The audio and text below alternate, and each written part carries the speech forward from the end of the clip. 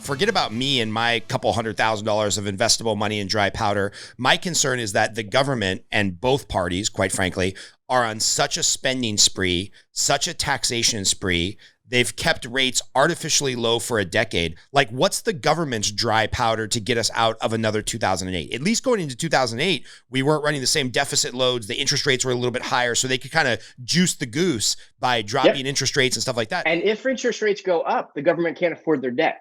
Yeah.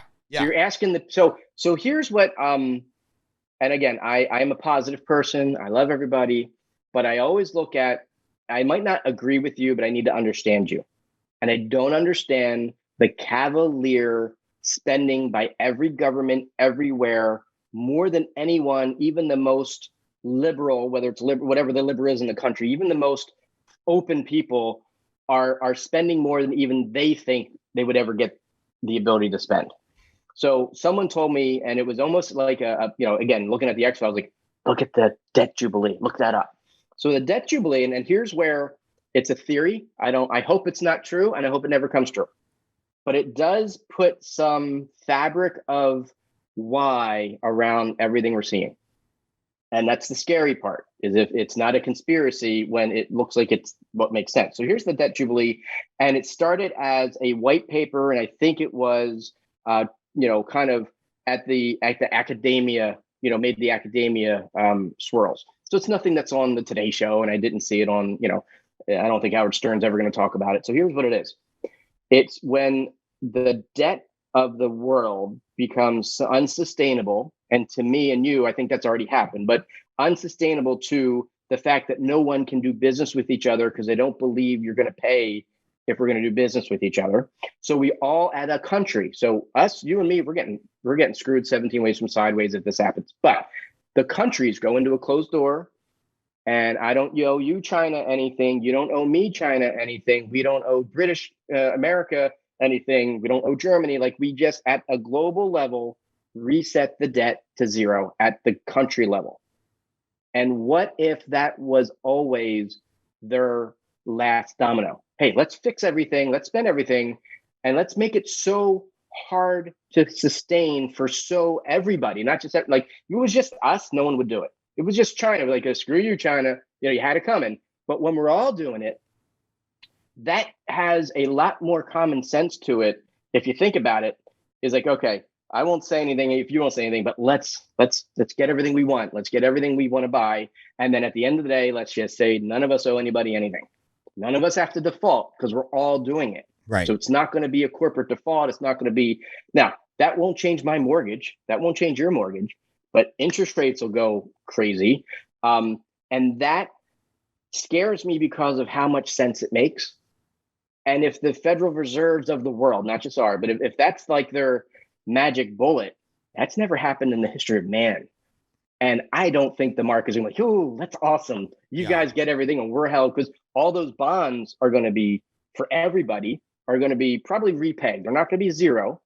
They're like, yeah, we can't pay what we owe you, so we're going to pay something, because now we don't owe everybody everything. So that scares me. That's a lot more predictable than an organized new third world order, but it kind of gets us to the same place.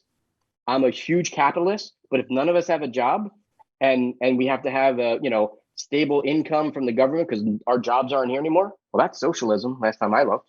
So all these things are scary-ish, but there's going to be opportunities. I mean, that's the part. There's going to be opportunities. I think looking at where institutions are going today is my biggest value add to anyone that wants to look at, how do the tea leaves look? Well, the people that have money that aren't going to want to lose, what are they doing? BlackRock is buying every friggin' single family home they can get their hands on, as an example. When I heard about that, when I hear about, because I kind of think we're getting to the point where we can stop calling them conspiracy theories and start, when they're true, and start calling them spoiler alerts. But it's like when you see BlackRock, which is a huge hedge fund, buying all the single family residents, and when you hear about Jeff Bezos and Bill Gates buying up a bunch of farmland, it's like, that can't be your core business model. Like, I'm pretty sure the return on investment for microchips and Amazon one-day shipping is much better than old school agricultural farming. So when you hear all this stuff, it's scary. And then, what makes me believe that there might be something to your debt jubilee idea is one of the things that have really bugged me about COVID, and I don't think enough people are talking about it, is the idea of the US government effectively just being able to suspend contract law. Where it's like, oh, you and your tenant have a legally binding agreement that has been the basis of capitalism in America for 250 years. Yeah, the government's just going to come in and say that contract's null and void and your tenant doesn't have to pay you. And then it's like, oh. The landlord still has to pay taxes. Yeah, landlord still has to pay taxes. Has to pay the mortgage. Exactly. Or, oh, hey, you know what? You signed a contract when you were 18 to pay back this $100,000 in student loans to get a, degree in whatever. Liberal study, Chicano dance interpretation of feminist, right. whatever. And it's like, well, yeah, you signed that contract, but don't worry about it. We're just going to go ahead and null and void that contract because we realize you can't pay it. And I'm like, I'm kind of looking at it and I'm like, COVID is a real disease. I know people that have gotten very sick from it. Sadly, I know a couple people that have died from it. I'm not saying that anything is not true about the current pandemic. I'm also saying that, like, how weird that the government is using this as an opportunity to effectively suspend contract law, which to me is the much scarier conspiracy theory, spoiler alert, whatever you want to call it. So when you talk about all the governments kind of going into a back room and being like, well, let's just suspend all the contracts and do a hard set of our debt, that sadly makes a little bit of sense to me.